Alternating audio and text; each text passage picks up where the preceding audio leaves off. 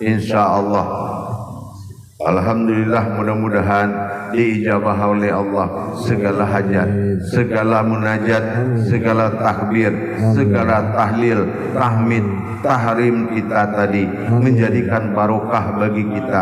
Apalagi kita dalam belajar, bermujahadah, beriadah, diterimalah oleh Allah dengan ijabah zahir batin dunia akhirat. Amin ya Allah, amin ya Rahman, amin ya Rahim, amin ya Ghafurur Rahim. Assalamualaikum warahmatullahi wabarakatuh. Waalaikumsalam warahmatullahi wabarakatuh. Allahumma sholli ala sayyidina